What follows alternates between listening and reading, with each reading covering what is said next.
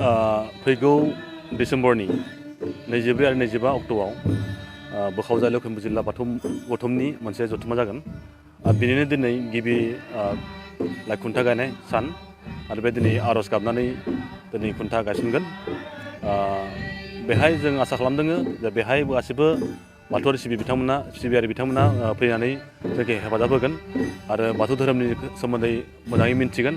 आरो बेयाव जोंनि जनाइनिफ्राय हमनानै सिमुलगुरिसिम बेनि जेसेबां बाथौ धोरोमनि बाथौ सिबियारि बिथांमोना दङ बिथांमोनखौ जों बयखौबो खावलायगोन जे नोंथांमोना बेहाय फैनानै बयबो हेफाजाब होफैनांगौ आरो जोंनि धोरोमखौ मोजां मोनसे बिथा लानायाव बयबो बिहोमा होफैनांगौ होननानै आं खावलायनो नागिरदों।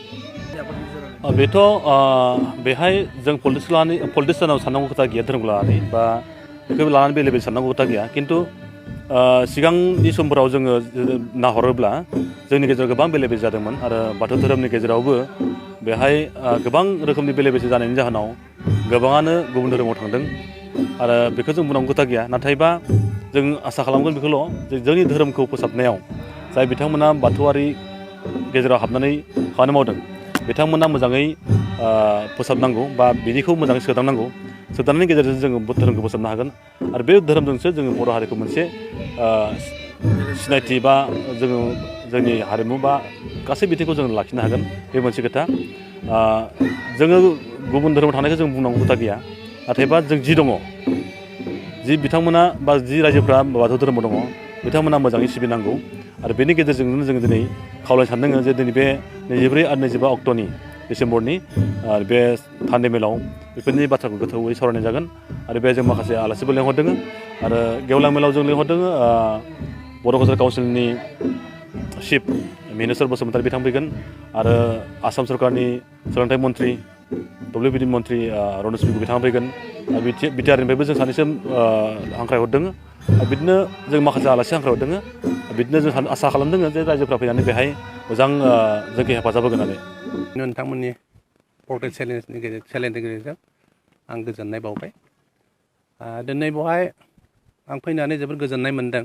खारन बेवहाय जोंनि बोखावजालि लखिमपुर जिल्ला बाथौ गौथुमनि जा 11थि 3 बोसोरारि कनफारेन्स बेवहाय बे बरदौलीनि बियाबनि बे गगामुग बियाबनि बेवहाय खुंफुंनो थाखाय थाम थिम खालामदों। साननैनि हाबाफारि लानानै फैगौ 24 आरो 25 बे जोंनि जगदीसपुर बाथौ थानसालिनि बे लांगोनायाव दा बेवहाय दिनैहाय गिबि जा खुन्थिया साइनासालिनि खुन्थिया बेखौ आंखौ बानजाय आफाद आरो गागि आफादनि जानानै गायसननो होनायाव आङो रायजो राजानि मददजों गायसननो हानानै गोजोनबाय।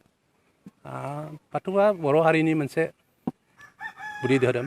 बे धोरोमखौ दिनै सारा बिश्वआवनो मोनसे फोथांना लाखिनो थाखाय जोंनि जेसेबांखि आफादफोर दङ बाथौ धोरोमनि माबानिफ्राय लानानै गुदिनिफ्राय लानानै लाइमोन आरो माइनाव जयैनो खोब नाजाबोदों।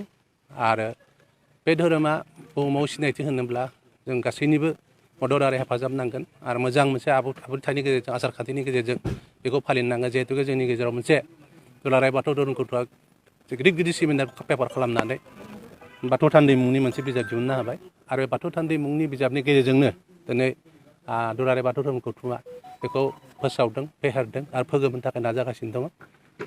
आसा फारिदों आङो गासैबो बेवहाय हेफाजाब होगोन। बे जोंनि ओनसोलनि गगामुग ओनसोलनि गासै रायजो राजा मोजाङैनो हेफाजाब होगोन आरो मोजां हेफाजाब होनायनि गेजेरजों बेखौ खुंफुंनो हागोन होनना मिजिंथिदों।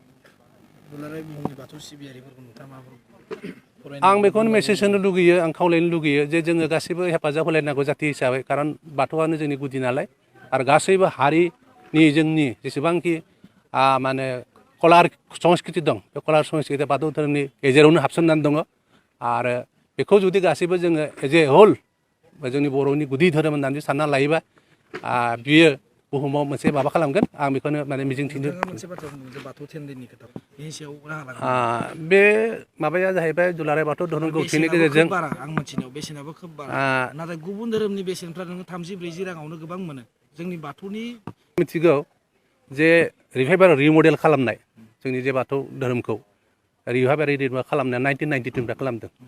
आरो आवगैनि धोरोमानो बेखौ रिभाइभेल रिमडेल खालामदों दा बेखौनो 1992निफ्राय जेसेबां सेमि पेपार खालामदों ना बे सेमि पेपारखौ लानानै बे मोनसे भलिउम मोनसे बानायदों नोंथांमोना बेखौ माने 300 जे लादों बे बाथ्राया जास्ट मोनसे कन्ट्रिबिउसनसो कन्ट्रिबिउसन होननासो लादों आरो बे माने एभेलेबल माबा खालामनो आरोखि जिहेतुके जोंनि माबाफोरा आफादफोरा खुब जोंनि धोरोमनि मानसिफोरा माने माबा खम माबाखौ माने माबा खालामनो नागिरो फरायनो नागिरो दा जोंनि आफादा जेसेबांखि आफादफोर दङ बिसोर फोसाबनाय फेहेरनायाव दा बे माने माबाया बाथौ थान्दैया थोब्ले माब्ले जादों खिन्थु दा बेखौ एभेलेबल खालामनो थाखाय आफादा नाजागासिनो